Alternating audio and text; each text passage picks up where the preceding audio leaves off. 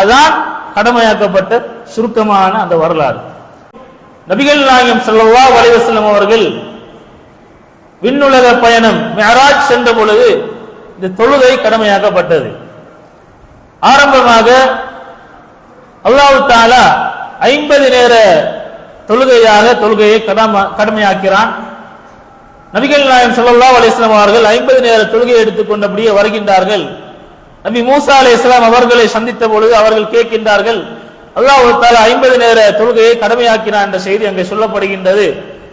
மூசா அலைஹிஸ்ஸலாம் அவர்கள் சொல்கின்றார்கள், இது மிக சிரமமான ஒன்று, மீண்டும் அல்லாஹ் தஆலாவிடம் திரும்பி சென்று நீங்கள் அதை குறைத்து கேளுங்கள் என்று சொல்கின்றார்கள். அப்பொழுது நபிகள் நாயகம் ஸல்லல்லாஹு அலைஹி வஸல்லம் அவர்கள் மீண்டும் சொல்கின்றார்கள், குறைத்து கேட்கின்றார்கள், குறைத்து வழங்கப்படுகின்றது, மீண்டும் வருகின்றார்கள். இப்படி 3 விடுத்த அந்த நிகழ்வு நடைபெறுகின்றது. இறுதியாக அல்லாஹ்வின் தூதர் ஸல்லல்லாஹு அலைஹி வஸல்லம் அவர்கள் 5 நேர தொழுகையோடு வந்த பொழுது நபி மூசா அலைஹிஸ்ஸலாம் அவர்கள் சொல்கின்றார்கள், இது கூட அதிகம்தான், இதையும் நீங்கள் குறைத்து கேளுங்கள் என்று சொன்னார்கள். அப்பொழுது அல்லாஹ்வின் தூதர் ஸல்லல்லாஹு அலைஹி வஸல்லம் அவர்கள், இதுக்கு மிச்சம் குறைச்சி கேட்கிறதுக்கு எனக்கு வெட்கமாக இருக்குது, எனவே அல்லாஹ் தஆலா இந்த 5 நேர தொழுகைக்கும் 50 நேர தொழுகையுடைய நன்மையை தருவதாக வாக்களித்தார் என்ற செய்தியை அல்லாஹ்வின் தூதர் ஸல்லல்லாஹு அலைஹி வஸல்லம் அவர்கள் சொன்னார் என்பதை நாங்கள் சஹீஹ் புகாரில் வரக்கூடிய ஒரு அறிவிப்பிலே நாங்கள் பார்க்கலாம்.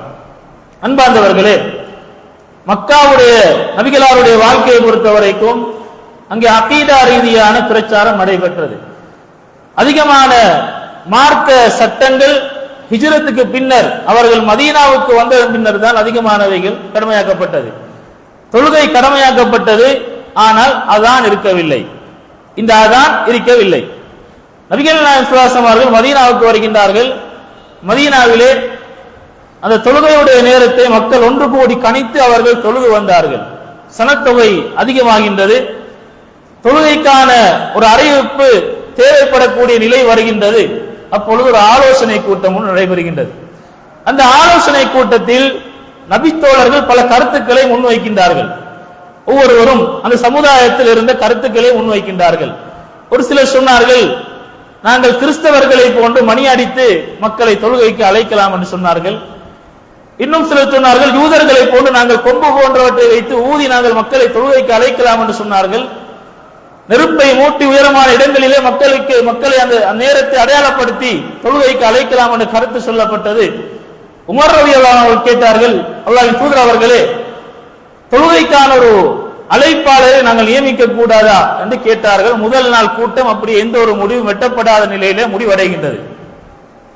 2ஆம் நாள் காலையில் நபிகள் நாயகம் ஸல்லல்லாஹு அலைஹி வஸல்லம் அவர்களிடத்திலே அப்துல்லாஹ் இப்னு ஸைத் அல் அன்சாரி ரலியல்லாஹு அன்ஹு அவர்கள் வருகின்றார்கள். அல்லாஹ்வின் தூதர் ஸல்லல்லாஹு அலைஹி வஸல்லம் அவர்கள் சொல்கின்றார்கள், அல்லாஹ்வின் தூதர் அவர்களே, நேற்றிரவு கனவில் எனக்கு இன்னின்ன வாசகங்கள் கற்றுத்தரப்பட்டது என்று சொல்கின்றார்கள்.